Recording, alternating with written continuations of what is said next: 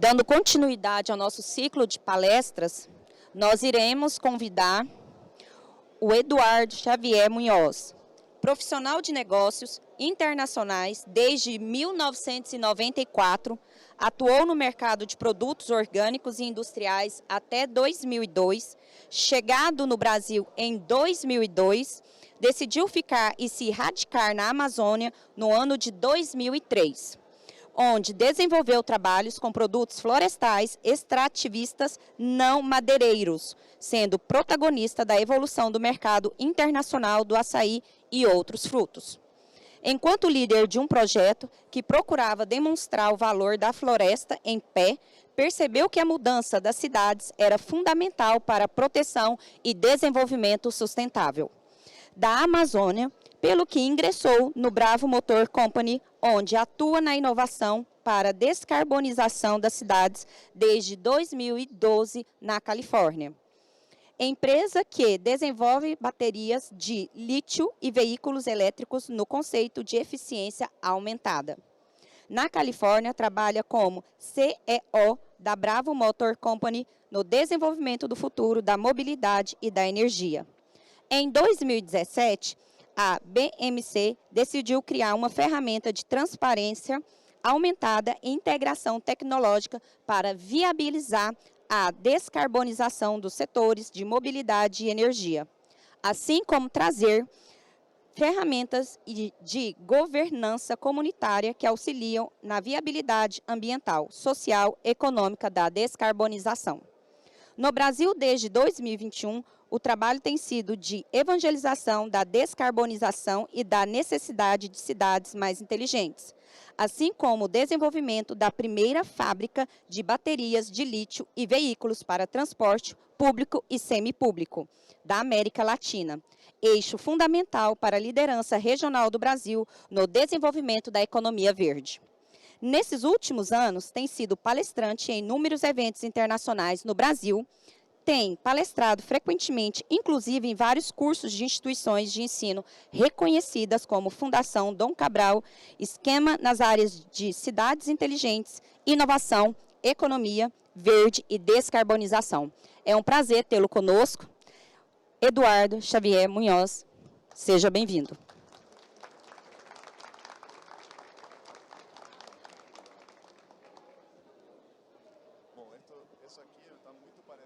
Só um momento, por gentileza. Eduardo.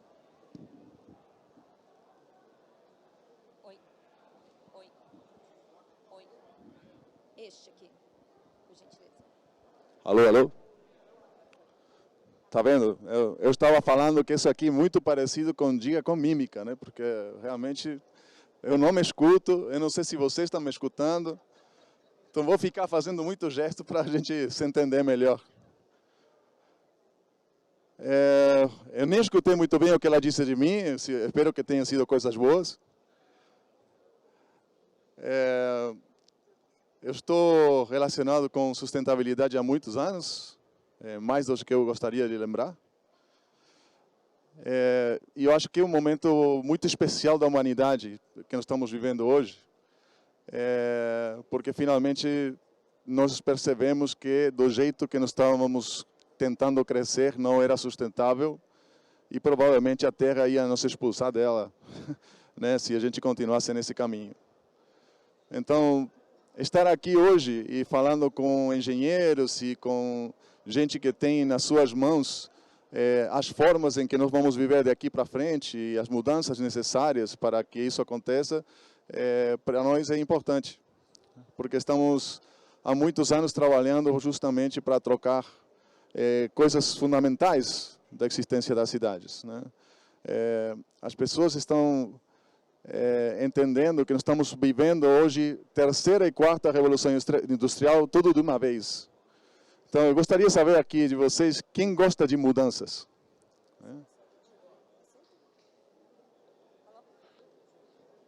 Você consegue se ouvir.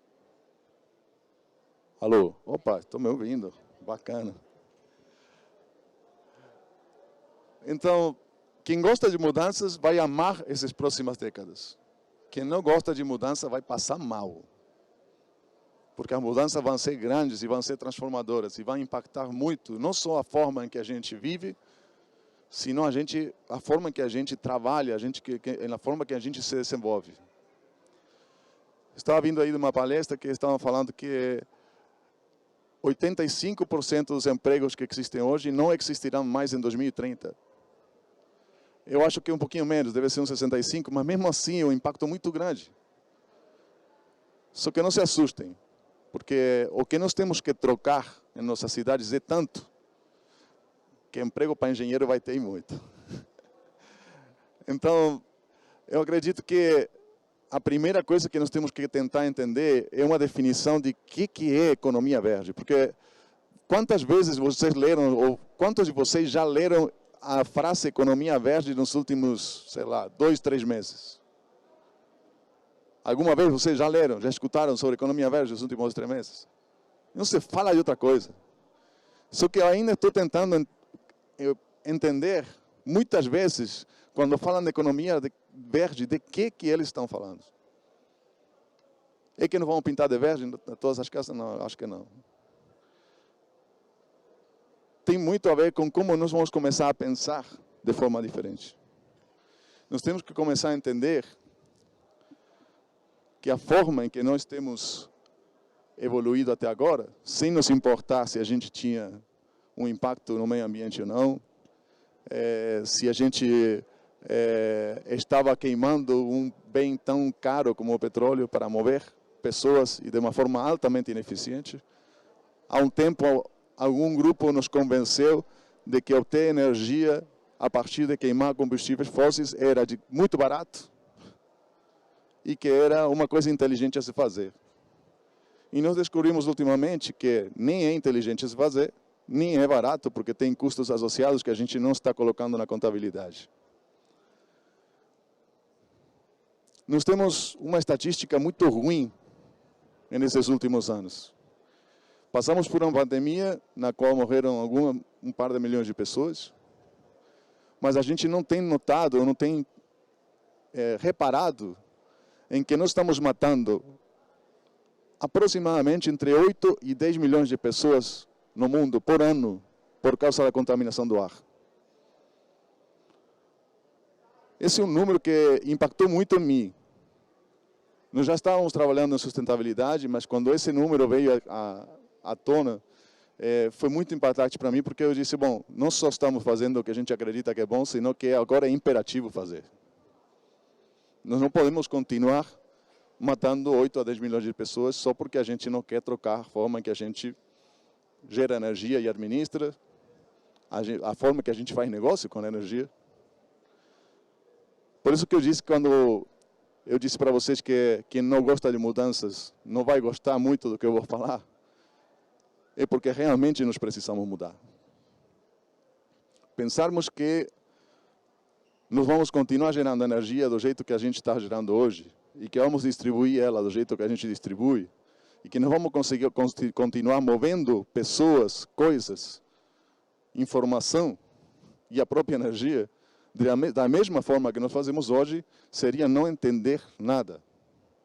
Porque se nós continuarmos fazendo isso desse jeito, nós vamos continuar contaminando e matando gente do jeito que a gente está matando hoje. Então, tem um tempo já prolongado, eu estava na Amazônia, passei 10 anos lá, lutando contra os moinhos de vento, porque tudo que nós fazíamos lá na floresta não tinha um impacto real nas cidades. E tudo que afetava a floresta provinha de uma demanda das cidades. Então, eu entendi lá atrás que se eu continuasse lá no mato, fazendo esforços para transformar e para demonstrar que a floresta em pé valia mais do que a floresta no chão, mas isso não fosse entendido nas cidades, não ia adiantar de nada. Nós precisávamos fazer com que as cidades entendessem o importante que é ser sustentável, o importante que a economia verde pode ser para nós. E não vou entrar muito na questão de mudança climática e demais, mas a realidade é que a mudança climática está aí fora, né? Eu não sei se vocês viram ontem, mas estavam caindo umas pedras desse tamanho lá no sul de Minas. Né? Nós sofremos umas chuvas tremendas, né, no final do ano retrasado. Morreu gente, destruiu estradas, e isso lamentavelmente vai continuar a suceder porque os eventos climáticos cada vez são mais importantes. Agora, como que nós vamos mudar tudo isso, né? Porque um pouco a proposta de hoje era justamente trazer a vocês uma esperança e não só dar mais notícias, né? Que mais notícias era só você ligar aí a televisão e assistir o jornal, que uma notícia tem um monte lá. Então, em 2017, depois de ter percorrido o mundo bastantes vezes, aliás, se eu contabilizar todas as minhas milhas, eu acho que dá para 22 vezes a volta ao mundo. Esses foram os últimos 11 anos da minha vida. Eu tinha muito menos cabelo branco e tinha mais cabelo, inclusive. Né? Então, dizem que o estresse faz esse efeito na gente. Mas, depois de ter conversado com gente do mundo inteiro, eu tive reuniões com o ministro do transporte da Malásia, com pessoal de mobilidade em Vietnã, na Europa, na América inteira. Obviamente nos Estados Unidos, que é nossa casa. Nós somos uma empresa californiana e uma fundação californiana, porque é lá onde nós encontramos o lugar onde a gente evoluir e o lugar onde estava sendo discutido a alto nível o que a gente queria fazer. Então, em 2017, a gente entendeu que se a gente queria trocar as coisas, a gente vai ter que usar todo o nosso conhecimento adquirido em todos esses anos para auxiliar tanto o poder público quanto corporações e, sobre todas as coisas, as comunidades em como reduzir as emissões nas cidades. Se fala muito nesse último tempo em que o Brasil tem um grande potencial de fazer dinheiro porque é um país verde. E a realidade é que sim, nós temos muita floresta com as quais fazer dinheiro. Mas se a gente só fizer crédito de carbono para os próximos 20 anos, vender eles e ficar distribuindo entre poucas mãos, vamos perder uma grande oportunidade e uma grande chance. Porque na realidade a gente estaria fazendo o quê? Fazendo dinheiro com florestas e vendendo para aqueles que fazem seus pecados nas cidades, lá fora, para eles se sentirem mais limpos, mais verdes. Mas na realidade isso aí não vai resolver nosso problema. Nós precisamos reduzir as emissões nas cidades. E para isso nós precisamos mudar. E agora começamos com as mudanças. Onde estavam os que gostavam de mudanças? Levanta a mão, que gosta de mudança. Bom, agora vamos entrar no que a gente gosta, então. Os que ficaram com a mão para baixo vão sofrer para caramba. Nós precisamos mudar a forma que a gente constrói, porque a gente está construindo da mesma forma, sei lá, 200 anos. Nós precisamos mudar os materiais com que a gente constrói, porque nós precisamos de prédios muito mais eficientes. Nós precisamos mudar a forma que a gente gera energia. Essa história de gerar energia longe das cidades e depois perder mais da metade dessa energia na transmissão e na distribuição é uma loucura. Nós precisamos mudar a forma que a gente se movimenta. Essa história de todos nós termos carro e usar ele de segunda a sexta todos os dias é mais louco ainda. E nós precisamos mudar sobre todas as coisas, desde o ponto de vista de marco regulatório, todo esse mundo aí. Então, eu diria que estamos bastante complicados, mas a esperança sempre está aí. Né? E eu digo isso porque minha mãe se chama Esperança, ela sempre está aí. Então, a criação de WeShare foi uma resposta de um grupo grande de gente que estava querendo mudar o mundo. Nós encontramos que os veículos do futuro são muito mais do que simplesmente veículos. São a peça fundamental da infraestrutura da cidade do futuro. Por quê? Porque menos veículos vão transportar todos nós, porque esses veículos não só vão movimentar a gente, sino que vão movimentar pacotes, vão estar movimentando energia, vão guardar energia, vão entregar energia na hora que está faltando, vão guardar na hora que está sobrando. E ainda vão fazer tudo isso sozinhos. Porque esse futuro aí, que pode parecer muito longe, de veículos elétricos compartilhados, conectados e autônomos, e desculpa que está em inglês, mas é a língua da nossa empresa, significa que tem um estudo feito na cidade de Lisboa, que diz que com esse tipo de infraestrutura, nós poderemos movimentar as pessoas e as coisas de tal forma que 90% dos veículos das nossas cidades sejam redundantes, ou seja, inúteis, não necessários. Agora, eu quero que vocês fechem os olhos e imaginem a sua cidade com 90% menos veículos. Imaginem agora quanto que menos barulho você vai escutar e quanto que você vai melhorar o ar que você respira. Quantas pessoas vão deixar de morrer por causa disso? Uma vez eu estava reunido com um grupo empresário muito grande aqui no Brasil e eu disse para eles, mas está morrendo muita gente por causa do diesel que esses ônibus que vocês fabricam queimam. E ele olhou para mim e disse, você é muito lírico.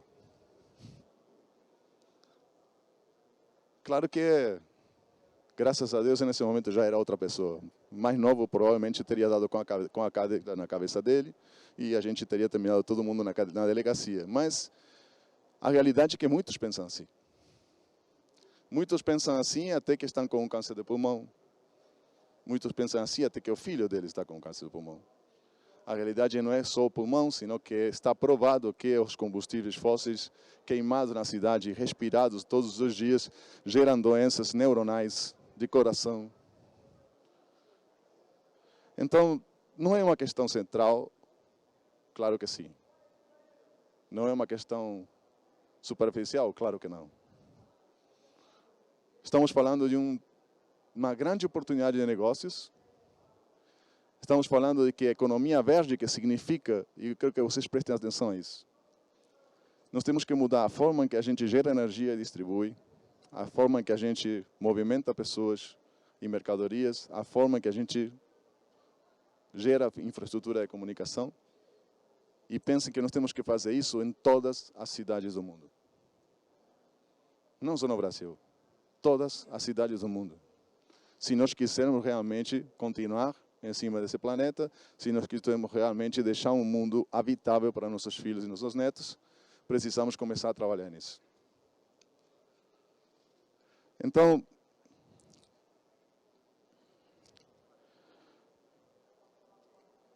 criar uma infraestrutura desse tipo significa abrir mão de muitos privilégios. Nós precisamos que essa infraestrutura venha a ser descentralizada, hiper transparente e muito eficiente. E não tem muitas formas boas de fazer isso se não quisermos mudar muitas coisas. Então nós precisamos, obviamente, começar a discutir se a centralização do setor da energia, a centralização do setor de concessões de transporte público é a forma para a gente continuar. Ou se a gente precisa começar a pensar uma forma diferente de como nós vamos fazer isso. Então, nós temos uma lei nova de energia distribuída no Brasil, é um avanço, mas é onde nós precisamos chegar? Não, está faltando muito ainda. Nós precisamos poder fazer com que o brasileiro médio possa gerar energia e, se ele tiver um excedente de energia, poder vender isso para seu vizinho. No momento que a gente consiga fazer isso, nós vamos criar condições de investimento privado que gerará um nível de investimento que esse país ainda não viu. E nós vamos começar a poder, de forma mais independente, determinar aonde que nós queremos uma indústria nova e não dependendo de se alguém vai levar energia para lá ou não. Então, a solução que nós trouxemos e que começamos a criar é uma plataforma utilizando algumas tecnologias. A inteligência artificial para demonstrar que nós podíamos saber aonde que era necessário um veículo e aonde que não. A inteligência artificial para a gente determinar aonde que estava sobrando energia para ver se podíamos guardar ela para ser utilizada quando fazia falta. E todo esse mundo era impossível de gerar se a gente não tivesse tecnologias como a inteligência artificial, blockchain, digitalização. E isso aí requer não só de um esforço muito grande de engenharia, aí já não só de engenharia estrutural e física, sino também engenharia de software, sino também uma reengenharia mental de como nós queremos que as nossas cidades funcionem. Para isso, nós precisamos entender que a cidade e o setor de energia imobiliária são um ecossistema. Não dá para mudar só uma coisa e que a coisa mude.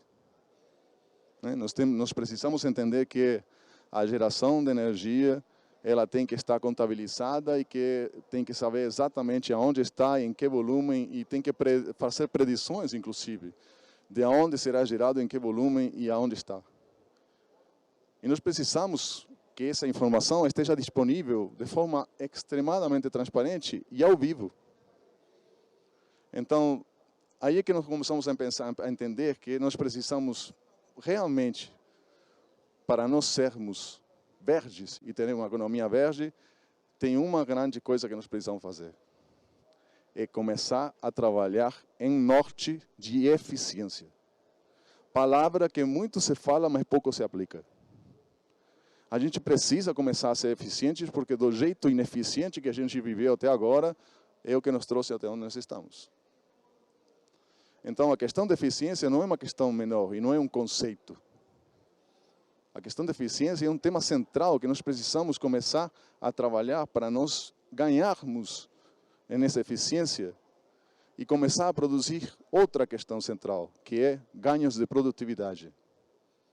Tem mais de 20 anos que o mundo não gera ganhos de produtividade e isso vem produzindo todas as crises econômicas que nós estamos vivendo cada vez mais frequentes.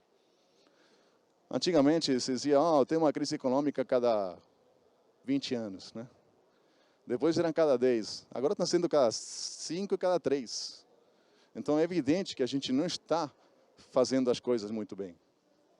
E não é simplesmente aleatório, é simplesmente que a gente não tem ganhos de produtividade e nossa população está crescendo enormemente. Então, um ecossistema no qual você tem veículos, que são frotas de veículos conectados e compartilhados, que interagem com pessoas, que interagem com empresas que precisam movimentar mercadorias, que interagem com gente que está gerando energia, que tem ela disponível para vender.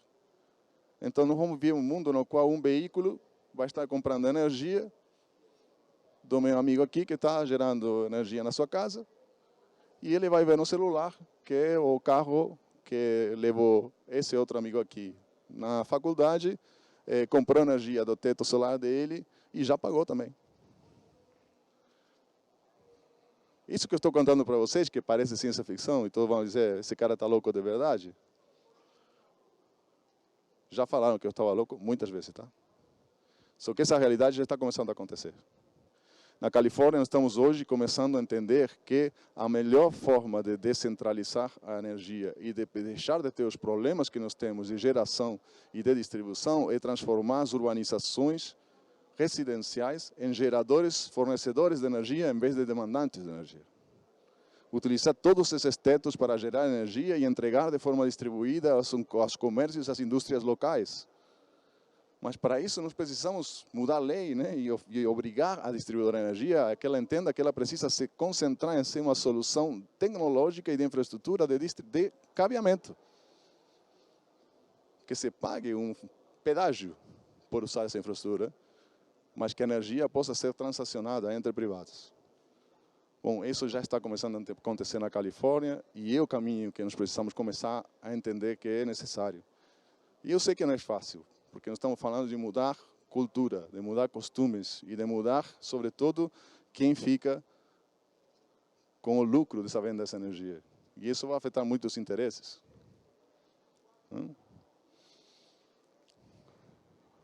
E tem uma outra questão central, que é como nós vamos financiar todas essas mudanças.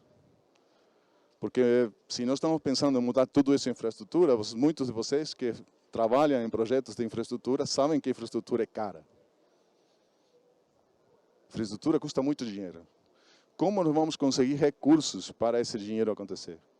Bom, parte disso pode ser justamente vendendo créditos de carbono para os grandes contaminadores que estão precisando limpar sua alma. Tem um estudo feito em Minas Gerais, podem se gerar ao menos 3,3 bilhões de dólares a partir das florestas públicas. E esse dinheiro deveria ser usado especificamente para gerar projetos que geram mais créditos. Fazendo o quê? Colocando baterias nos nossos grandes parques solares no norte do estado, colocando veículos elétricos para o transporte público, financiando frotas de veículos elétricos para transporte de mercadorias. Tudo isso vai precisar de dinheiro. Mas não precisamos também fazer uma rede de carregadores de veículos elétricos. Então, a única forma de nós fazermos esse tipo de coisas é quando a gente começa a ter um grande senso de transparência. Nós precisamos começar a ver online, ao vivo, aonde os recursos estão indo, que recursos estão se gerando a partir dessa infraestrutura e como esses recursos se distribuem. Se a gente não conseguir elevar o nível de confiança, isso você vai entender muito claramente, nós estamos saindo de uma eleição, entrando e na véspera de uma outra, e se tem uma coisa que todos nós temos, é uma grande desconfiança. O que o candidato vai fazer? Vai fazer o que ele prometeu? Não vai? Ah, tem um recurso aí, vai ser aplicado. Será que foi aplicado bem? Será que não? E isso faz com que os donos do dinheiro e os donos do recurso não queiram colocar. E se ninguém coloca recurso, essa mudança não acontece. E se essa mudança não acontece, vamos nos ferrar. Então é importantíssimo nós trazermos um alto nível de transparência. E esse alto nível de transparência vai fazer com que uma grande palavrinha que tem aí, que todo mundo fala, que é corrupção, deixe de existir ou se minimize. Nós precisamos realmente mudar. Eu disse para vocês que íamos falar muito de mudança. Nós precisamos mudar porque se a gente não mudar, não vai conseguir progredir. Não vamos conseguir passar para o próximo nível. É como as crianças que ficam no videogame e ficam sempre, não conseguem passar de nível, né? E isso fica muito frustrado, fica muito irritado. Bom, assim que não vão ficar, porque se a gente não passar para o próximo nível, o nível de desemprego, o nível de mortes por eventos climáticos extremos, o nível de crise econômica que nós vamos começar a viver muito mais seguido, vai nos levar a um estresse bem grande, muito maior do que decidir mudar. Então, esse ecossistema aqui que vocês estão vendo aí de tokenomics, os tokenomics são, e os tokens são uma ferramenta que veio a partir da tecnologia blockchain, né? Quantos de vocês escutaram sobre blockchain? Poucos. Mas de Bitcoin, quantos escutaram de Bitcoin? Aí já são mais. Só que Bitcoin sem blockchain não existe. Blockchain sem Bitcoin sim existe.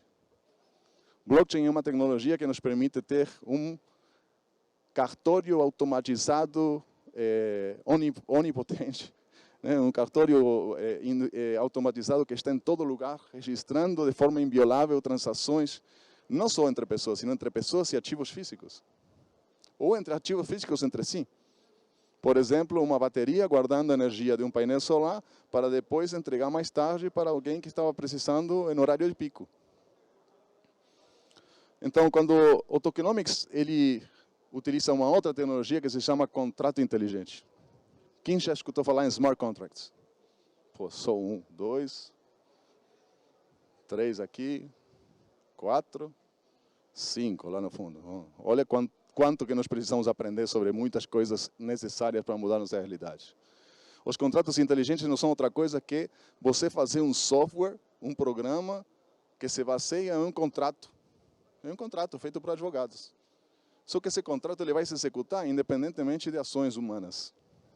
Então, por exemplo, se a gente conseguisse financiar a frota de táxis em uma cidade, elétricos, e esses táxis estiverem conectados nessa rede, cada vez que alguém paga uma viagem, primeiro vai pagar a porção estabelecida para pagar o carro, depois vai pagar o seguro, depois vai pagar a energia e depois que ele vai pagar o taxista. Dessa forma, quem foi o financiador desse bem, ele tem uma certeza que ele vai receber. Porque o taxista não vai decidir no final da semana se ele sai para beber cerveja com os amigos ou se ele guarda dinheiro que é para pagar o carro. Ele não tem mais essa chance. O contrato inteligente já fez isso por ele. Então, quando você tem um contrato inteligente, você tem, por exemplo, os táxis, você diz, mas o táxi está no nome do cara. Não. O táxi está em um trust, em um fideicomisso, até que o cara termine de pagar. Tá, e como que se executa isso? Bom, é muito simples e muito complicado ao mesmo tempo. Você precisa de uma conta de um banco centralizador, que atua como uma espécie de banco central do próprio ecossistema, que vai guardar todo o dinheiro e vai entregar tokens para que as pessoas se paguem entre si, de acordo com os contratos inteligentes. E no final do mês, ou quando ele quiser, ele vai devolver os tokens para o ecossistema e o ecossistema vai colocar dinheiro na conta dele. Parece uma grande ideia, não parece? E eu garanto uma coisa para vocês, é altamente executável. Dá para fazer. Outro dia, fui convidado no Comitê de Mobilidade da cidade de Belo Horizonte, e eles me perguntaram, mas como nós podemos mudar a nossa realidade? É muito simples, é só ter vontade política. Se você tem vontade política e não vai ficar com medo das reações dos privilegiados do momento, vai conseguir fazer. Se você ficar com medo dos privilegiados do momento, não vai conseguir fazer. Agora, todos sabemos que não é fácil, né? Mas, sinceramente, hoje, o que nós precisamos é, como comunidade, começar a cobrar os nossos políticos, e que nós queremos respostas. E essas respostas têm a ver com que a vontade política exista. Fica mais fácil também para eles, é a gente que está pedindo, né? É o povo que está pedindo, não sou eu. Então, nós encontramos uma forma na qual, por exemplo, esse táxi elétrico, eu estou usando o de táxi porque vai ser mais fácil para vocês entenderem, né? Porque um sistema de táxi nessa modalidade é como se fosse um Uber, só que é o Uber elétrico.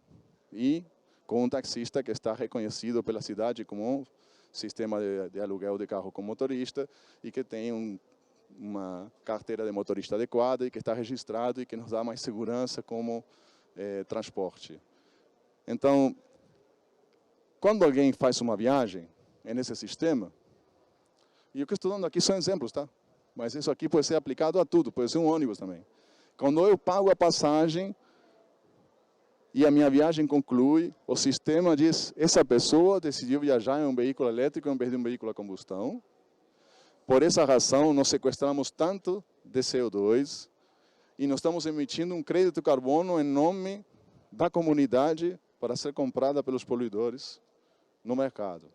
E quando esse crédito de carbono é comprado pelo mercado, é distribuído de forma equitativa entre o taxista que está pagando o carro e está trabalhando, ou o passageiro que decidiu viajar em um táxi elétrico e não em um motor a combustão.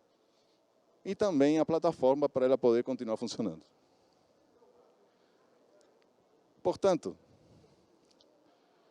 já falamos o que é economia verde, já expliquei para vocês que é possível fazer e como fazer.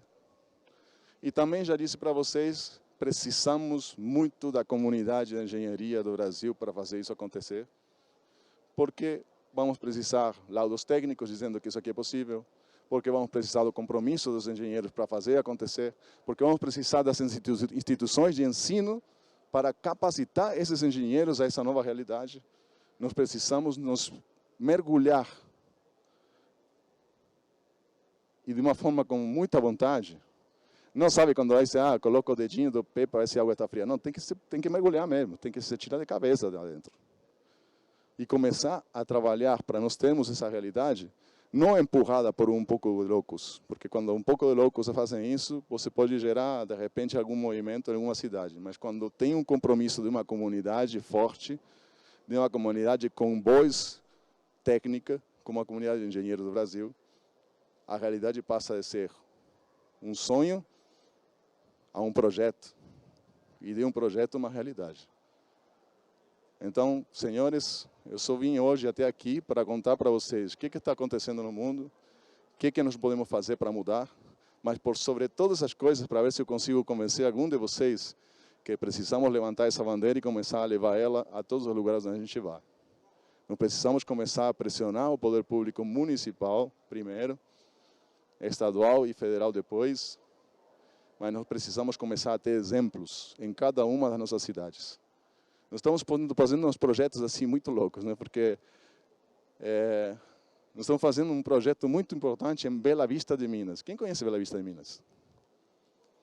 Pois é, mineiro tinha que ser, né, Ulisses? Qual é o tamanho de Bela Vista de Minas, Ulisses? Pequenos, 10 mil, 11 mil habitantes. Para vocês terem noção, não tinha ônibus em Bela Vista de Minas. A prefeita colocou agora um ônibus. Bom, estamos mudando essa cidade. Nós vamos mudar essa cidade de uma forma tal que demonstremos às grandes cidades que só não estão fazendo porque não querem. Então, se alguma coisa eu tenho para pedir para vocês, depois de ter falado todas essas coisas, que eu não sei se vocês entenderam alguma coisa ou não, mas eu vou sentar agora para receber perguntas, é que você vá lá para essa cidade, comece a pensar como que você pode mudar a sua cidade. Mas, por sobre todas as coisas, comece a juntar mais pessoas que acreditem nisso, e entendam que atrás disso há um grande negócio.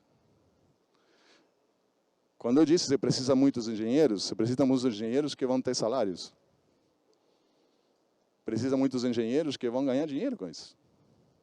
Porque vão montar empresas para fazer isso. Quando você é o primeiro da sua região, nas outras cidades depois tem que fazer, e quem que faz? O que sabe fazer, que foi o primeiro que fez. Então, uma coisa que eu quero que vocês, pelo menos, se dois daqui, olha, eu vou aumentar de 1 para 2. Se 2 daqui saírem e forem lá na sua cidade e começarem a ver como é que isso pode ser feito na sua cidade, o tempo de avião, o tempo de estar aqui já está pago para mim. Nós estamos fazendo isso pelo mundo inteiro há mais de 10 anos. Estamos pagando preço, mas a gente gosta do que faz, né? Então paga o preço com gosto. Então, galera, eu tinha isso para falar para vocês, porque isso foi que me foi pedido, né? Mas eu queria que vocês ficassem com essa frase aqui, que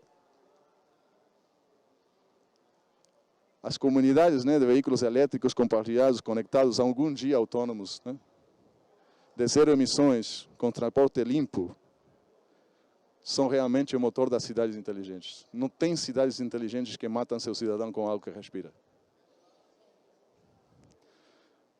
Essa mudança tem que ser pelas pessoas, para as pessoas. Isso que nós fazemos em EVShare todos os benditos santos dias.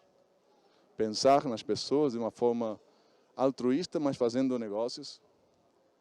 Mas não precisamos começar a colocar a pessoa em primeiro lugar, porque senão a gente não vai conseguir mudar.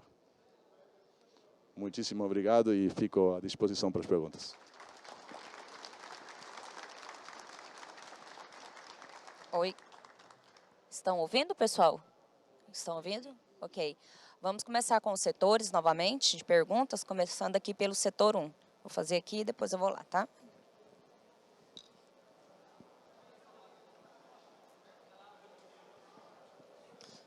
Meu nome é Rogério Carvalho, parabéns, Javier, pela palestra. Eu vi que sua palestra focou basicamente na energia limpa, né? No desenvolvimento de sistema, né, para automação e condução e aproveitamento de energia.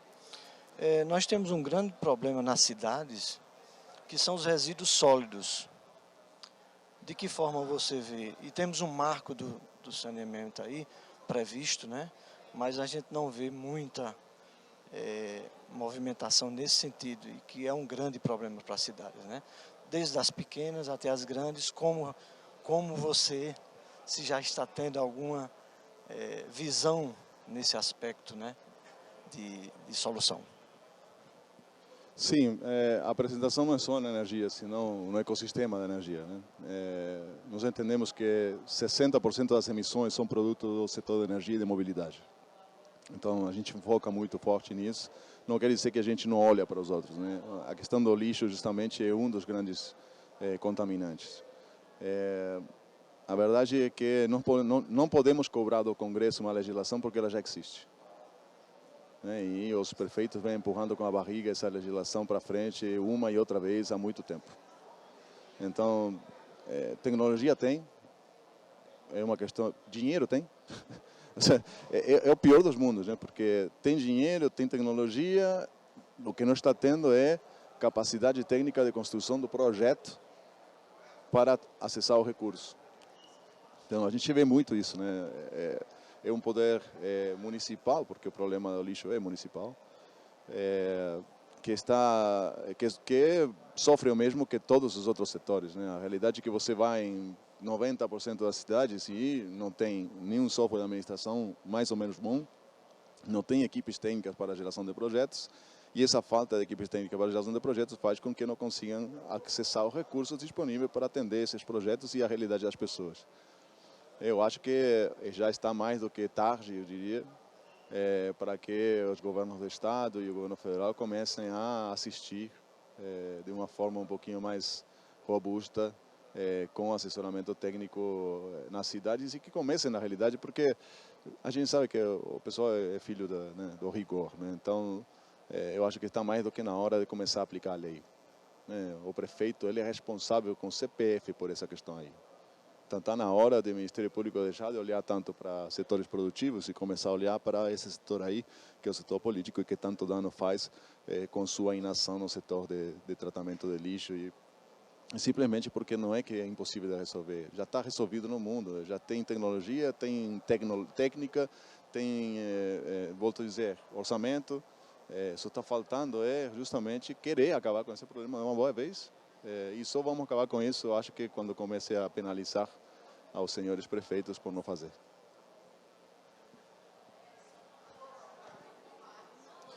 Olá, boa tarde a todas e todos. Javier, parabéns pela palestra. Meu nome é Thiago, sou engenheiro florestal e trabalho na Universidade Federal de Lavras.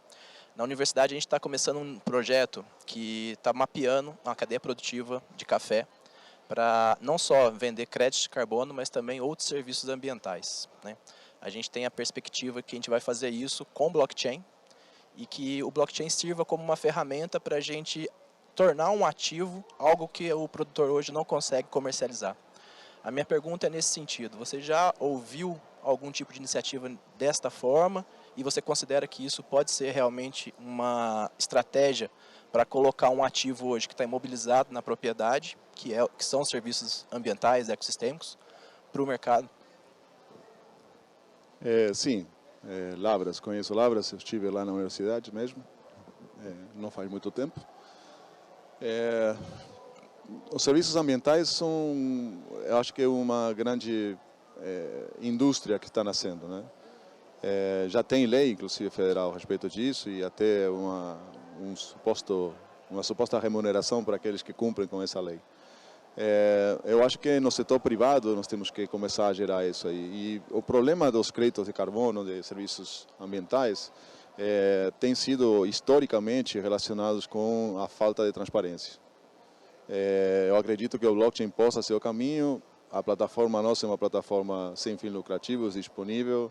É só procurar a gente que podemos trabalhar juntos a respeito disso. Eu entendo que não só floresta pública, quanto floresta plantada, quanto agricultura como o café eu acho que tem algum trabalho para fazer também com o rejeito de produção do café e achar também usos para isso, porque em definitiva isso acaba sendo tudo formas de sequestrar carbono e que pode ser uma boa forma de renda para um melhoramento constante da produção, né? Eu acredito que se esse recurso vai ser utilizado para, por exemplo, garantir que todo o café é processado em um ambiente de energia renovável, que o café que é produzido nessa fazenda começa a ser transportado em veículos elétricos, eu acredito que tem que colocar um purpose, né, um propósito na utilização dos recursos obtidos a partir desses créditos de carbono, e isso facilita muito a venda desses créditos. O crédito não pode ser vendido simplesmente porque eu tenho uma planta aí que ela bebe carbono todo dia. Não é assim, eu acho que não vai ser assim que vai funcionar. E tanto é assim que nós estamos lutando nesse ambiente de créditos de carbono e de sustentabilidade há muitos anos. E há muito tempo que nós estamos na comunidade dizendo que não é possível que o crédito de carbono de floresta pública ou de agricultura ou de plantas, né, tenha o mesmo valor que o crédito de carbono produto de redução de emissões a partir da substituição de um ativo contaminante na cidade. E hoje essa realidade já existe, né? Você tem um crédito de carbono de floresta pública ou de floresta em $15 máximo, quando os veículos elétricos estão conseguindo vender crédito de carbono a mais de 100. Então, essa realidade também está começando a acontecer. Boa tarde, eu me chamo Vitor, sou estudante de Engenharia Mecânica. Primeiro gostaria de parabenizar pela palestra e ainda voltando naquele tema do ecossistema energético, um dos problemas que eu vejo muito sendo comentado hoje, na questão principalmente da energia renovável, que você consegue produzir, por exemplo, energia solar durante o dia apenas. E você falou sobre a pessoa poder produzir a própria energia, vendê-la para o seu vizinho, para a cidade, e só que você consegue produzir a maior parte da energia no horário onde você não usa muitas vezes a maior parte da energia. E um problema de armazenamento para essa energia poder ser utilizada depois em momentos de pico e tal. Qual a sua visão sobre isso? Como você acha que isso poderia ser resolvido? Até porque o atual sistema, por exemplo, de baterias de lítio, eu acho que apesar de ser relativamente eficiente, é um tanto quanto caro para ser feito nessa grande quantidade. Alguns métodos que sejam visados por aí, essas coisas. Como era teu nome? Vitor. Vitor. A gente não se conhece não, né? Não, eu não te paguei para tu fazer essa pergunta, né? Não, ok. Pergunta altamente pertinente, tu jogou o cruzamento, eu só vou dar a cabeçada no gol, tá? Bravo Motor Company, que é a companhia da qual eu sou CEO, desenvolve baterias de lítio e veículos elétricos para atingir e atender essa realidade. E a gente começou a fazer isso justamente porque essa realidade não tinha ninguém que estava pensando nela. A questão das baterias, não só as baterias do veículo e o veículo em si. Os veículos eles vão começar a ser um grande ativo energético, parte do ecossistema de energia da cidade, porque vão guardar a energia quando está sobrando durante o dia, para injetar no horário de pico quando está faltando. Mas não só os veículos, sino que vai ter baterias estacionárias que vão estar fazendo esse serviço. Hoje já tem isso. Hoje já é negócio. Se você me perguntar, bom, é caro. Caro e barato são termos muito relativos. Hoje, nós estamos com um projeto muito grande, com a Fundação Dom Cabral. Nós já demonstramos que é negócio você ter uma bateria estacionária parada aí, que guarda a energia da rede, nem sequer solar, guarda a energia da rede durante a madrugada, só para injetar no horário de pico de tarde, no dia seguinte. Em Minas, nós temos 20 centavos no horário de vale e 60 centavos no horário de pico. São 3 vezes o preço. Então, você guarda uma energia que estava sobrando lá, que a rede não estava vendendo, faz um acordo com a distribuidora. Por quê? Porque, de repente, você tem um banco de baterias que vai injetar na rede no momento que está faltando. E isso, para a distribuidora, é um grande redutor de custo. Então, por isso que o ecossistema... Eu sempre falo muito em fóruns de cidades inteligentes da Fundação Dom Cabral e eu sempre peço para o pessoal, digo, gente, a gente não tem que pensar fora da caixa. Né? Quem já escutaram essa expressão de pensar fora da caixa? Bom, pensar fora da caixa significa sair do meu espaço de conforto e começar a pensar fora dele, como seriam as coisas fora dele. A gente não tem que pensar fora da caixa, a gente tem que sair da caixa, quebrar a caixa, botar fogo na porra da caixa para não ter medo de voltar lá. Assim de transformador é a forma que nós temos que transformar nossa realidade, mas temos que ter coragem de fazer. Porque se a gente ficar escutando mimimi, né, tu vai escutar, porque veículo elétrico contamina mais que veículo a etanol. Pelo amor de Deus, não resiste nenhuma mínima análise. A gente vai fazer conta e quando fizemos conta 5 segundos depois, você já sabe que não é verdade. Só que você escuta. Então, hoje nós estamos em uma carreira tecnológica e o Brasil tem uma grande oportunidade, que vai ser muito trabalho para muito engenheiro. Nós precisamos desenvolver a cadeia de valor da mineração de minérios a materiais críticos para a economia verde. Estamos falando de uma coisa tão estratégica a nível geopolítico, que até guerras pode gerar. Então, nós temos que começar a pensar como que nós vamos ganhar um posicionamento que nos permita gerar milhares de empregos, se não centos de milhares, e bilhões, se não trilhões, de renda para o Brasil, a partir de posicionamento diferente. Mas, para isso, nós temos que ser os primeiros a mudar. Nós temos que ser os primeiros a dizer, Estados Unidos, você precisa de materiais críticos, porque senão não vai ter economia verde no seu território, não. Nós estamos aqui, mas eu quero também, eu quero tecnologia, eu quero processar os minérios aqui. Esse negócio de exportar ferro para a China e importar pá de má qualidade, não rola mais. Até quando não vamos continuar com isso? Desculpa que me fui para outro lado, mas é importante nós começar a entender, a bateria é cara? Não, caro é você ser ineficiente. Então, é muito importante para nós começar a pensar em eficiência e começar a entender que há ferramentas disponíveis para usar. Nós precisamos fazer, sempre falo, o total cost of ownership, né? O custo total de propriedade. Né? Temos que começar a fazer contas e deixar de achar e começar mais a fazer contas de verdade. O dia que a gente fizer isso, vai ter um país bem mais diferente. À sua esquerda. Lá. Eduardo, obrigado aí pelas compartilhar com a gente das suas ideias, né, do seu conhecimento. Eu sou engenheiro eletricista, estou como conselheiro no CREA Minas Gerais. Eu tenho um mestrado em propriedade intelectual pelo INPI. Tenho um escritório de propriedade intelectual. E há poucos dias atrás ouvi que o grande Elon Musk falou que patente é coisa dos fracos. Você concorda ou não? Bom, eu convivo no mesmo ecossistema que o Elon Musk há muito tempo. Né?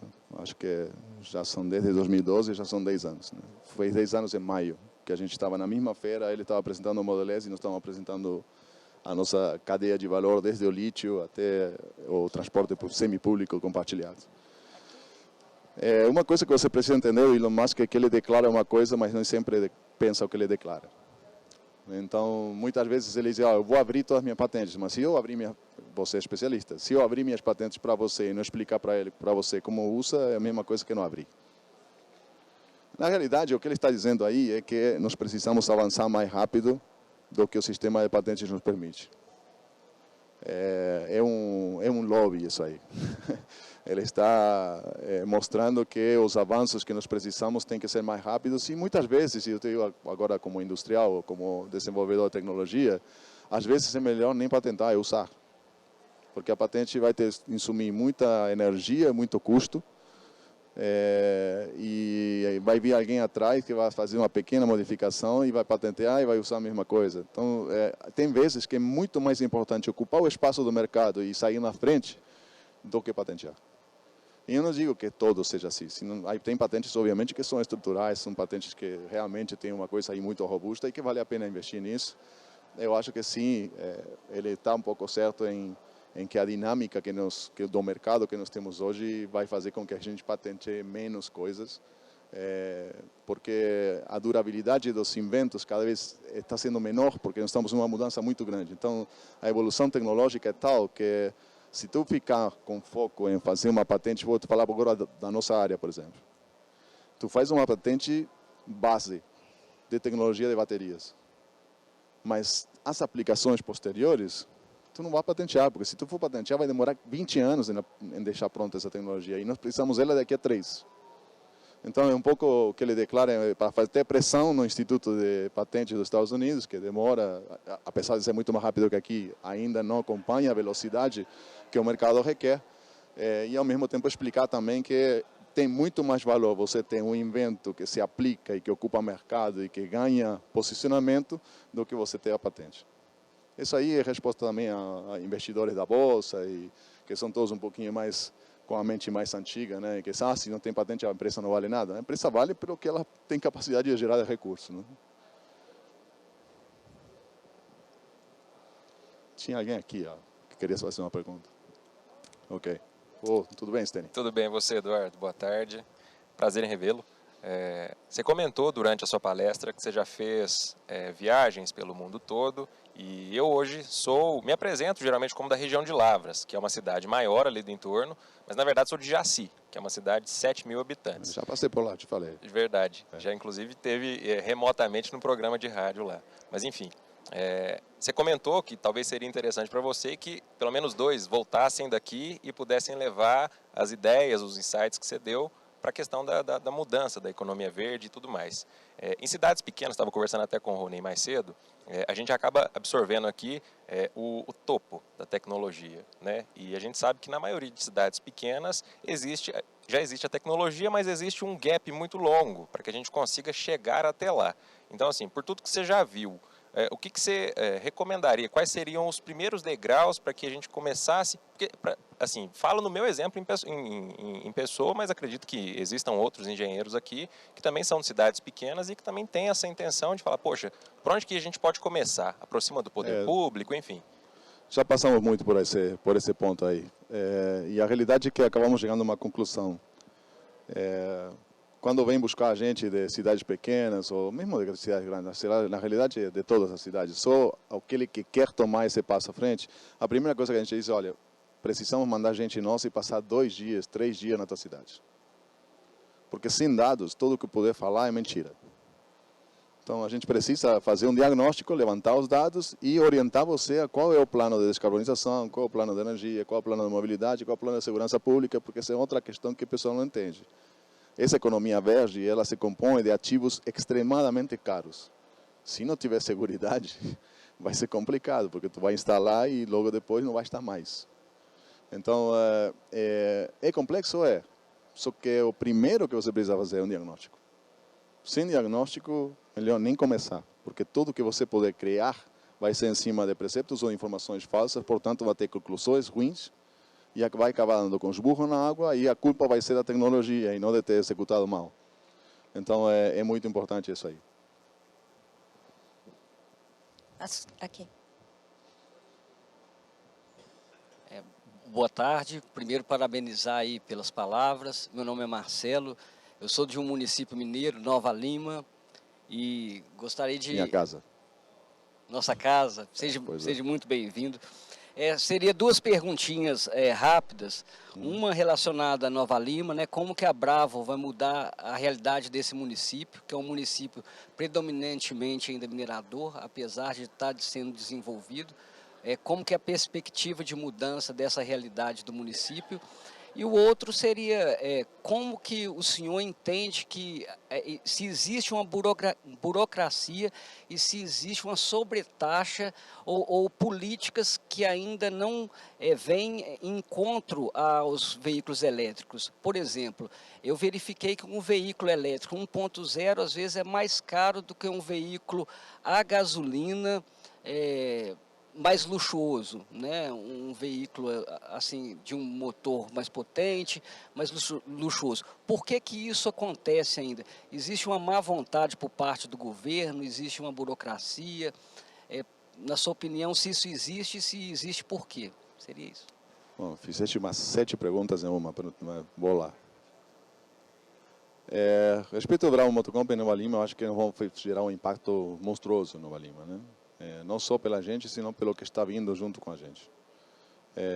Desde o nosso ponto de vista, vamos qualificar pessoas e vamos dar empregos a pessoas de alta qualidade.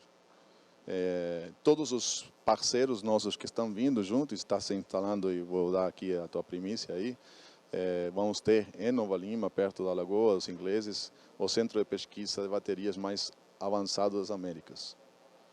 Vai estar vindo gente do mundo inteiro, da China, da Europa, dos Estados Unidos, mais o que nós já temos de pesquisa feita com o pessoal da Universidade Federal de Minas. Então, desde esse ponto de vista, eu diria que o impacto é bem maior do que todos imaginam, porque não vai ser pelos empregos que a gente vai gerar, senão vai ser por o ecossistema que vai se montar. Nós vamos estar criando aí alguma coisa que, se nós tivermos o sucesso que pretendemos ter, vai ser semelhante, vamos dizer assim, a um ecossistema de inovação e de tecnologia que nós não temos na América Latina. Respeito aos veículos elétricos, o que eu posso te dizer é que veículo elétrico para particular, na América Latina, onde não há subsídios para compensar o elevado custo das baterias, eu não recomendo. Nós estamos fazendo projetos com veículos elétricos, estamos fazendo o projeto de táxi de veículos elétricos de Confins, vamos mudar todos os táxis para elétrico, mas é uma mudança importante no sistema.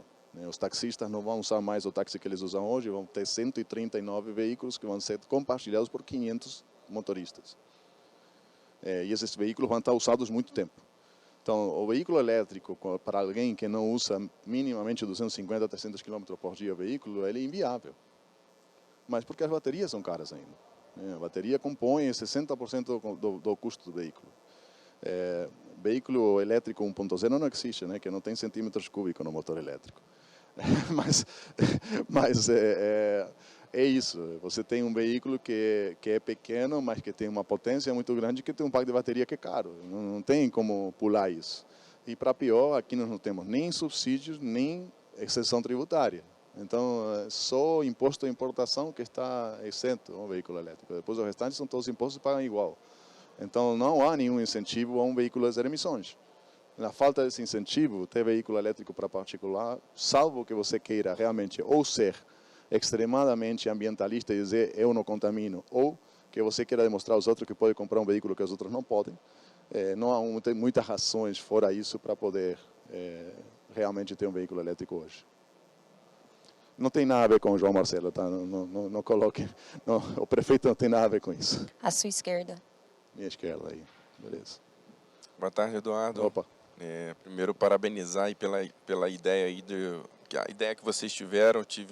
Tive a curiosidade de conhecer através do site de vocês a ideia, achei sensacional. Eu sou do Espírito Santo e tenho um pouco de entusiasmo quando a gente fala de eletrificação da mobilidade. Hoje eu tenho uma moto elétrica, tenho há 2 anos e fiquei um pouco decepcionado com a perda de autonomia por causa da bateria. Minha pergunta é justamente com relação a isso. Como que hoje a tecnologia como está a evolução da tecnologia com relação à capacidade de armazenamento e deterioração da capacidade de carga da bateria? Porque eu acho que em pouco tempo que eu utilizo, a bateria realmente já teve uma deterioração importante. E como é algo incipiente ainda, essa tecnologia nova, para mim também foi um teste, né? Eu comprei uma moto pequena e tudo.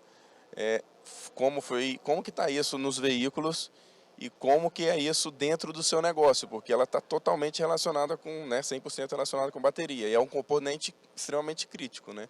Como que está isso? Como é que está esse desenvolvimento? Qual a expectativa de vocês, né, da sua empresa, quanto ao desenvolvimento das baterias? Bom, para começar, eu te diria que a bateria é o coração do novo mundo. Sem baterias, esse novo mundo que a gente quer não existe. Por isso que desde 2011 que nós estamos investindo em desenvolver baterias melhores, né? Lamentavelmente, às vezes a gente compra, como no teu caso, um veículo que tem uma bateria de má qualidade e que acaba, principalmente também porque eu acredito que não te ensinaram como usar, né? Então, se você levar a bateria a menos de 20, 30% todos os dias, você matou um ciclo cada dia. Se você tivesse mantido essa bateria, essa moto, cada vez que estava parada na tomada, essa bateria estaria ótima. Então, tem muito de educação. E por isso, justamente por isso que também eu não acredito muito no veículo particular elétrico, né? Salvo um veículo como o teu, uma moto e demais. Porque nós precisamos muito de uma gestão de frotas. Como você usa essa bateria é determinante para a performance e para a viabilidade econômica do sistema. Por isso que a gente trabalhou muito e com muito ênfase em conseguir obter uma melhor utilização da tecnologia a partir de conhecimento. Então, se eu tivesse te falado antes de tu começar a usar a tua moto que tu não podia levar ela a menos de 30%, tu não teria feito e hoje estava dando com a tua moto bacana, né? Mas também existe baterias de má qualidade, né? Hoje tem baterias muito boas e tem baterias que vão ser muito melhores. Nós estamos hoje com algumas tecnologias que andam nos 250 Wh por quilograma de densidade energética. Estamos a caminho de, em 2, 3 anos, termos tecnologias que vão nos levar a 500 Wh por quilograma de densidade energética. E isso significa a morte teórica do motor a combustão. Por quê? Porque quando você tem mais densidade energética na mesma pilha, o custo da bateria baixa a um nível tal que é uma coisa que é importante nos entender. Porque às vezes me perguntam, mas o veículo etanol, ele contamina menos. Eu digo, vamos supor que isso fosse verdade, que não é. não estamos dispostos a continuar utilizando uma tecnologia que nos entrega 23% de eficiência, quando tem uma tecnologia que nos entrega 95%? Estamos dispostos a atrasar o país desse jeito? Estamos dispostos a que todos nossos vizinhos e todo o restante do mundo avance em uma direção que ganha produtividade, que nos tira a competitividade só pelo fato de dizer, eu tenho cana-de-açúcar? Acho que a gente precisa fazer outras coisas. Temos etanol e um vetor importante e ele vai servir muito na transição. Mas não vamos usar para queimar o motor a combustão interna para movimentar o veículo com 23% de eficiência. Vamos colocar ele em um gerador estacionário a 50% de eficiência e colocar em um veículo elétrico que tem 95%. Vamos melhorar muito esse ratio de eficiência. Nós temos que começar a pensar de forma um pouquinho diferente. Eu acho que o grande problema é esse conhecimento e entender que tem boa qualidade e qualidade ruim, né? E isso, justamente a falta de conhecimento do consumidor faz com que se caia nesse tipo de situações. Tudo bem, Eduardo? Tudo. Boa tarde. Eu sou Guilherme, sou engenheiro civil. Tá. Eu queria fazer uma consideração sobre aquilo que você falou mais cedo, a questão da poluição dos carros, né? Da combustão. No final da faculdade, um professor dizia o seguinte, no Brasil tem 300 fábricas de cimento, na época, que essas 300 fábricas de cimento, elas poluíam o mesmo que toda a frota de carros do mundo inteiro. E na China, na mesma época, já haviam milhares de fábricas de cimento. Então, o carro não é somente o grande vilão dessa história. Então, isso é uma consideração. Pergunta seria o seguinte, a gente atua com energia solar também e a gente já prioriza a utilização de inversores híbridos preparados para bateria. Então, a gente faz os estudos de viabilidade econômica, né? Então, assim, a bateria ela tem uma vida útil ali de uns 3 anos, digamos assim, um pouco mais, 5, 10. Bem usado. Bom, isso aí já é um bom sinal. Mas aí tem uma questão de design do sistema. Tem que entender como funciona. Perfeito. No caso dele, ótimo, é o que você estava falando. É como se você dissesse, eu preciso armazenar 10 kWh e você coloca uma bateria de 10 kWh. Tu vai levar ela a zero todos os dias. Aí sim, vai durar 4 anos. Perfeito. Mas se você colocar um sistema de 14 kWh, vai durar 10 anos. Entendi. Você tem que pôr uma folga na bateria. Tem sim. Entendi. Agora, a questão do custo da bateria, porque principalmente a turma da energia solar, a gente tem essa expectativa da redução de custo das baterias para o futuro. Qual que é o gargalo, o que custa mais caro, de onde vem essa agregação de valor, e se há uma expectativa de uma redução significativa do valor das baterias aí para o futuro. Tá, outro que fez 7 perguntas em uma, né? Vamos lá. Vamos primeiro no concreto. Eu vou te somar o aço a essa tua pergunta. Concreto e aço são os próximos vilões a vencer. Então a gente precisa ser muito mais eficiente na forma que a gente constrói, sem sombra de dúvidas. Tem hoje conceitos de tecnologia de construção, como o Passive House, por exemplo, que reduzem o consumo ou reduzem a forma em que a gente gasta energia a partir dos prédios, né? Os prédios são os grandes contaminantes. Não só o aço e o concreto, senão o próprio arquiteto no seu design, ele contamina ou não.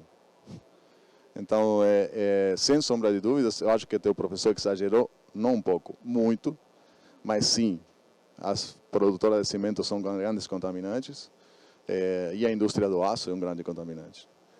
E são os próximos, né? Quando os canhões já venceram a batalha com o petróleo, estão começando a virar para esse lado. Então é bom começar a trabalhar em demonstrar que essa indústria também pode começar a ser mais verde. Eu acho que tanto a indústria do cimento quanto a indústria do aço pode melhorar muito a sua forma de produzir e precisam fazer isso se quiserem continuar sendo um material utilizado no futuro, porque tem materiais novos aparecendo o tempo inteiro. Bom, a respeito das baterias, bom, já até respondi alguma coisa, né? Mas é muito importante começar a ter mais conhecimento para o design próprio do sistema. Eu acho que tem algumas coisas que o pessoal do solar não está conseguindo ver. O sistema de bateria te guarda aquela energia que a rede vai rejeitar, né? Toda essa energia gerada do amanhecer até as 10 da manhã e das 3 da tarde até o atardecer, que tem essa oscilação de voltagem, que a rede não aceita, a bateria guarda. Então você passa a ter uma energia que você gerava e perdia, que você pode injetar no horário de pico, que é quando mais é necessário e quanto mais alto é o preço. Então, caro e barato sempre são termos muito relativos. Tudo que ver é como que você tira mais suco da laranja, eu ia dizer, não como o termo. E não sei se me perdi alguma coisa. Estamos ok? Ok, beleza. À sua esquerda. Minha esquerda. Aqui. Eduardo, parabéns pelas colocações aqui, a apresentação e toda a iniciativa dentro desse âmbito. Eu sou o professor Jorge, estou hoje como coordenador da Câmara de Agronomia Nacional. Sou presidente da Associação dos Agrônomos lá da região do oeste da Bahia, Barreiras, uma região bem pujante, principalmente na produção do agronegócio. A minha pergunta, não vou fazer 7 em uma, tá? 2, pelo menos. Mas que seja o seguinte, a primeira é em relação à parte da inteligência e uso na gestão, é o primeiro ponto. Que a gente tem avançado bastante em boas práticas agrícolas lá, e uma delas é inclusive a gestão utilizando as tecnologias de inteligência artificial, principalmente agora o meu foco é voltado ao maquinário, que a gente tem avançado bastante, porque as condições lá, elas provêm isso, é um ponto. Então, de que forma você vê hoje a questão de regulamentação para ampliar o uso, principalmente desses maquinários que a gente vê com o uso da inteligência artificial, que hoje ainda é um percalço que a gente ainda fica um pouco seguro, precisando do material humano, trabalhando junto com o uso da máquina. É o primeiro ponto. O segundo é como você vê o uso do elétrico para esses maquinários para o uso agrícola, sendo hoje, a gente for pensar, a mecanização agrícola é um dos grandes, vamos dizer assim, eu acho que está entre entre os 10 maiores avanços tecnológicos que a gente tem no mundo, a gente tem ele voltado para a parte da agricultura. Seria essa a minha colocação e parabéns mais uma vez. Muito obrigado. Tá, vamos por partes. Eu acho que a eletrificação e tecnologização do agro é um dos grandes negócios que vem. A tecnologia impacta de forma muito importante no agro. Por exemplo, vamos um pouquinho mais para trás. Semeadura direta aumentou que quase em 100% o rendimento por hectare. Então, vai vir outras tecnologias que vão melhorar, né? Então, respeito da utilização de veículos autônomos na produção agrícola, isso já está sendo usado há muito tempo. Para o Brasil, eu não vejo empecilho, porque isso aí está confinado. Desde que você não tire a máquina e ela ande autônoma em uma estrada ou uma rua pública, dentro do teu terreno, faz o que tu bem entender, né? Eu acho que não... Pois é, hoje você com geoposicionamento e com planejamento a partir de imagem satelital, etc., você traçar uma rota para uma máquina fazer a colheita, fazer semeadura e demais, sensores, atuadores, hoje tem inclusive máquinas de fazer colheita que elas vão sozinhas, e elas vão seguindo a oscilação do chão, né, e vai mais para a direita e mais para a esquerda. Hoje, sensores e atuadores e inteligência artificial resolvem esse problema de uma forma muito simples. Eu não vejo aí impedimento nenhum. Respeito à eletrificação, é um caminho já sem volta. Porque como melhora a eficiência e a redução de custos do agro, quando o agro consiga gerar sua própria energia, guardar nas baterias dos seus veículos e usar seus veículos a partir da energia gerada por ele mesmo. É uma coisa que não tem volta atrás. Isso aí na minha terra fala que carteira mata galã. Quando tem uma vantagem econômica, por mais bonito que seja o outro, por mais bravo que ele seja, não resolve. É mais barato, acabou por ter discussão.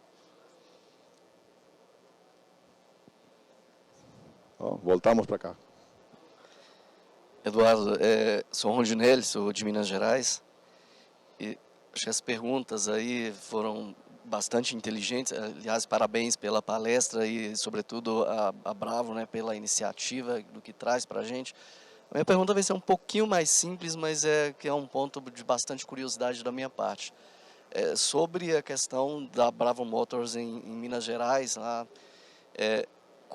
o que nós já temos e qual que é a previsão, assim, em quanto tempo a gente já pretende ter essa produção, a gente poder transformar essas ideias aí em realidade? Eu quase não recebo essa pergunta, sabia? São umas 1000 vezes por semana, mais ou menos, assim que eu vou responder. Projetos de nosso porte, por exemplo, para colocar em contexto e citando o amigo Elon Musk, desde que o Elon anuncia uma Gigafactory até que a Gigafactory funciona, são 4 anos e meio, 5 anos. E isso é o cara mais rico do mundo, né? Com todos os recursos disponíveis. A gente aspira a estar produzindo antes, mas porque a gente vai fazer uma produção de escala mínima para provar a viabilidade o antes possível, provavelmente ainda ano que vem. Passamos por várias aqui, entre a pandemia, eu vim aqui em dezembro de 2020, depois voltei em março, depois voltei em maio, e depois eu fiquei preso na Argentina 3 meses, porque o amigo lá achou de fechar a fronteira quando eu estava visitando minha família. Então, nem sequer no meu escritório na Califórnia eu consegui voltar, estava preso lá. E essas coisas atrapalham muito, né? Porque começa o pessoal com mimimi, fafafá, que não era e não sei o quê.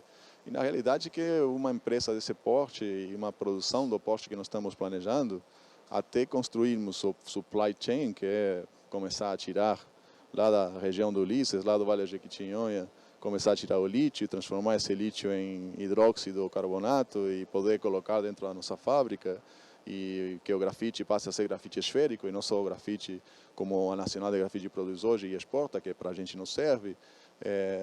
Nós estamos trabalhando muito em cima de gerar essa cadeia de valor, enquanto em paralelo estamos fazendo loteamento do terreno, vamos fechando agora um acordo com provavelmente a empresa de engenharia mais grande do país, que está investindo na gente para fazer o prédio da fábrica. Então está avançando rápido para o padrão Brasil, vamos dizer assim, né? Muito mais lento do que eu gostaria, mas é sempre matando um leão de manhã, né, e outro à tarde.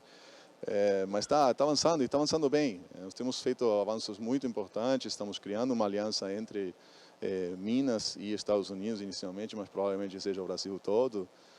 Isso aí vai acabar trazendo bilhões de dólares de investimento, que são muito importantes não só para nós, sino para a região, né? À sua esquerda. Minha esquerda. Ok, voltei aqui. Olá, Eduardo, parabéns pela palestra. Obrigado. Meu nome é Ruiz Camargo Tokimatsu, eu sou conselheiro do CREA São Paulo.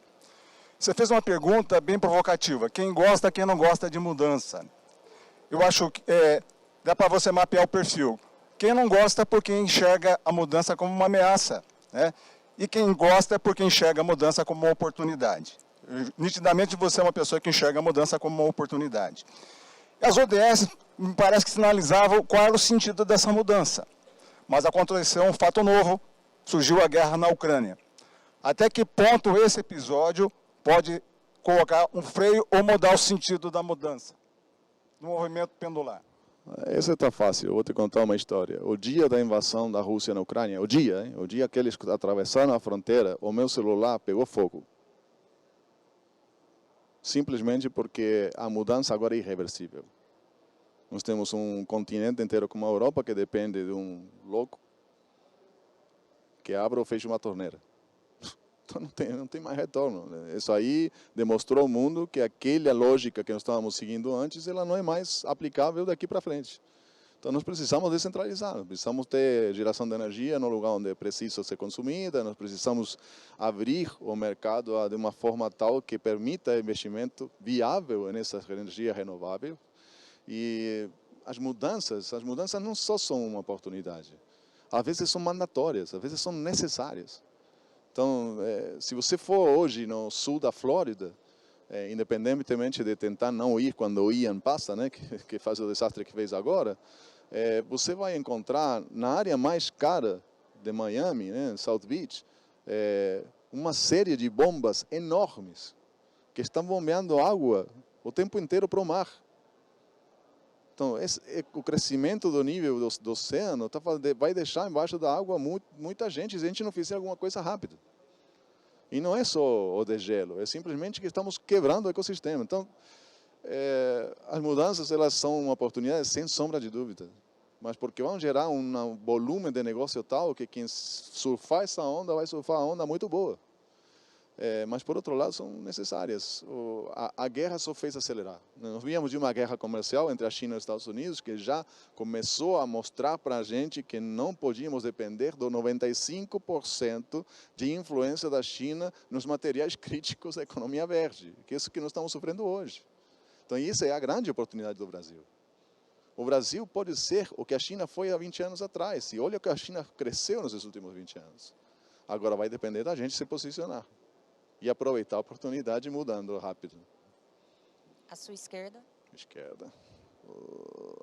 Na minha costa, então. Essa turma é difícil, é? Sim. Bom, parabéns, Eduardo. Foi ótimo, né? Mais uma vez estar te escutando. A primeira vez foi há 2 anos atrás, na palestra da SME, e ali eu já fiquei impressionada positivamente. Algumas coisas me chamaram a atenção. Primeiro é falar sobre a governança, né? Você pontuou muito bem essa questão política. Nós da engenharia não podemos ficar alheios a isto. Desculpa, gente, primeiro me apresentar, tá? Pulei essa parte. Consuelita, sou do CREA de Minas Gerais, sou engenheira civil e sanitarista. Sou engenheira da Prefeitura de Belo Horizonte há 38 anos. E queria falar que Belo Horizonte tem o inventário de gases de efeito estufa. Nós já estamos no 5º inventário. Nós temos essas medições e esses relatos, esse reporte, desde 2008. E temos o PREG, que é o Plano de Redução de Emissões de Gases de Efeito Estufa, onde nós trabalhamos com 3 eixos: energia, transporte e resíduos. E o grande empecilho que, de fato, temos é governança. Então, como, né, fortalecer a engenharia de modo que a gente possa, de fato, fazer valer a necessidade, enquanto cidadãos, enquanto profissionais, desse acompanhamento e monitoramento para que as políticas públicas elas realmente sejam contínuas. Eu acho que isso é importantíssimo. E o segundo ponto, né, que você falou e que me chamou muita atenção, até a partir do que conversamos ontem, nós precisamos, de fato, ter claro o que é custo, o que é caro, o que é barato. A partir daquela conversa que tivemos, né, sobre os painéis, né, nas escolas municipais em Belo Horizonte. Isso me chamou muita atenção. Nós ainda temos uma deficiência muito grande em ter claro o que é, de fato, um investimento importante nos municípios. E o nosso papel na engenharia, nesse contexto, ele é muito relevante, ele precisa ser muito fortalecido. E quando você falou da economia verde, né, eu acho que nós estamos nessa transformação do mundo, que ela é a cada dia, e a gente já está indo além, as empresas também, quando a gente fala de uma economia regenerativa. Nós já estamos indo além. E aí, quando pensamos, né, no ESG, que tem a responsabilidade social, ambiental e governança, em que nós vemos que não dá para excluir ninguém. Se de fato queremos a riqueza e a transformação no mundo, não pode ninguém ficar para trás. E nesse contexto, eu tenho certeza que a Bravo Motors está olhando com muito carinho toda essa responsabilidade social e ambiental do negócio. E aí eu queria que, né, se tiver tempo, porque eu sei que assim, a gente já está aqui, já explodindo no tempo, que você nos citasse aí 1 ou 2 exemplos, né, que eu acredito que você já tenha mapeado, já esteja aí no cardápio, né, de produtos a serem entregues, né, algo em relação a essa responsabilidade social no território onde o empreendimento está sendo implantado. E eu tenho certeza que na área ambiental a gente tem muito a ganhar no nosso estado. Nós já agradecemos de antemão ter escolhido Minas Gerais, né, e estamos sempre à disposição de construir, né, esse mundo, essa transformação que é tão importante e inadiável. Parabéns e obrigada. Obrigado. Eu acho que a governança é um tema central e que não podemos mais nos dar o luxo de não discutir. Tendo estado na prefeitura, como eu te falei ontem, eu estive lá no comitê de mobilidade, e que nós tenhamos hoje uma cidade como Belo Horizonte, 2ª ou 3ª maior cidade do país, 18% da nossa habilitagem em dinheiro, é absurdo, é inaceitável. Então, e isso aí só para mostrar que isso aí é tudo deficiência da administração, não tem muito, e de novo, de repente receio político do gestor de turno de entrar em conflito com algum setor poderoso, mas quem estiver com medo é hora de ficar em casa, eu acho. Não tem mais como a gente ficar falando em que vamos fazer as coisas pelo povo e depois, na hora H, olhar para o outro lado. Então, governança é fundamental. E a questão da ESG é uma agenda hoje que quem não entrar nessa vai se ver afetado de forma direta no seu relacionamento com o mercado. Então, a questão da economia circular, a questão social, eu acho que nós precisamos começar a nos preocupar mais com igualdade, para essa igualdade de verdade, né? Sempre falam, mas igualdade. Igualdade é toda criança ter o mesmo acesso à educação. Igualdade é toda criança ter o mesmo acesso à nutrição. Os mais velhos já é difícil, isso aí já está meio que complicado, mas temos necessidade de trabalhar em cima das crianças primeiro, dos adultos na sequência, porque nós precisamos recapacitar quase que 80% da sociedade. Então, é claro que chegou a hora. Eu acho que o CREA, como instituição prestigiosa que a própria Confea com sua força, está mais do que na hora de tomar uma atitude e começar a bater um pouquinho mais o pé em cima dessas questões. Porque alguém tem que fazer. E, sinceramente, se fizer, vai estar criando uma grande oportunidade para todos os associados. Então, faz todo o sentido do mundo. E não sei se eu fiquei com alguma... a respeito da gente, a gente tem planejado na fábrica, a primeira fase vai ser uma fábrica visitável. Nós vamos ter tanto bibliotecas públicas quanto creche para nossos funcionários. Temos uma prioridade de contratação de mulheres solteiras mais.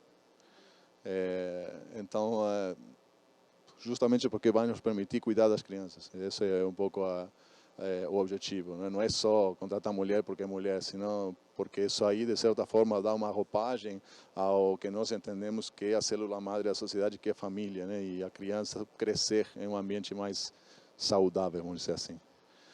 Porque de nada serve a gente sair contratando mulher porque é mulher e a criança ficar em casa sendo mal educada ou a própria mãe pagando para alguém cuidar da criança, que não é a qualidade que a própria mãe vai dar. Então, se nós podemos ter uma creche perto, na qual a mãe, no seu horário do almoço, vai e pega a criança, ou que a criança vem de casa para a fábrica com a mãe e vai embora, aí já ganhou pelo menos uma meia hora, uma hora a mais de mãe.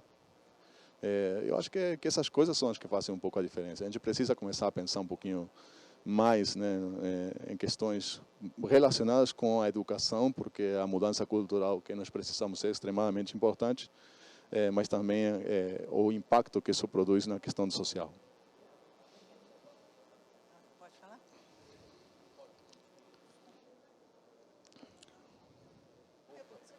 Pois é. Pessoal, nós agradecemos a participação de todos. Muito obrigado, pessoal. O nosso tempo limite. Eduardo, foi um grande prazer tê-lo conosco. Vamos deixar o nosso certificado, o nosso agradecimento e gratidão pela oportunidade e por esse diálogo maravilhoso.